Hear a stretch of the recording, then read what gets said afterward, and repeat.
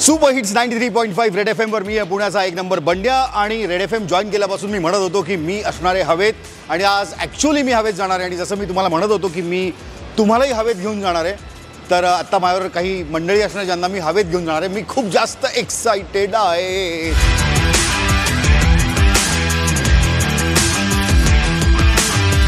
आता मी निघालो आहे फ्लाइंग रायनोच्या पॅरामोटरिंग क्लबमध्ये, म्हणजे फ्लाइंग रायनो पॅरामोटरिंग क्लब जो जेजुरीजवळ आहे तिकडे, आणि मी जाणार आहे हवेत आणि तिकडनं मी तुमच्याशी गप्पा मारणार आहे। अनइजी हो रहा है, बिल्डअप नहीं हो रहा है। कुणाल क्या कर रहा है? हो जाएगा पक्का, मतलब जिस कॉन्फिडेंस के साथ तू बोल रहा है ना हो जाएगा, तेरा चेहरा बोल रहा है कि नहीं होएगा, हस मत।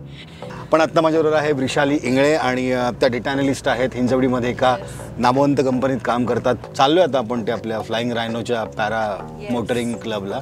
एक्साइटेड आहेस तू? मला तर भीती वाटते। मला बिलकुल नाही। तू केलं का याच्या आधी कधी काही असं?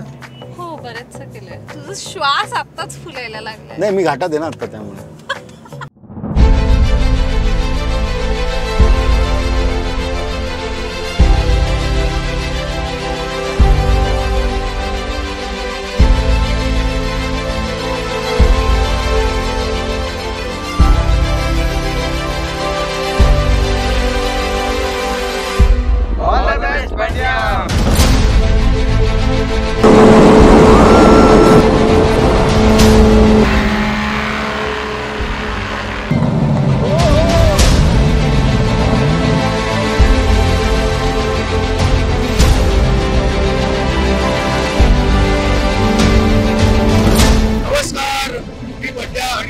फ्लाइंग रायनो पॅरामोटरिंग क्लबच्या माध्यमातून त्यांच्या संघटनेनं हवेत आहे आणि हवेत शो करणारा पहिला मेल रेडिओ जॉकी म्हणजे पुरुष रेडिओ जॉकी मी झालेलो आहे। मला खरंच खूप भारी वाटतंय।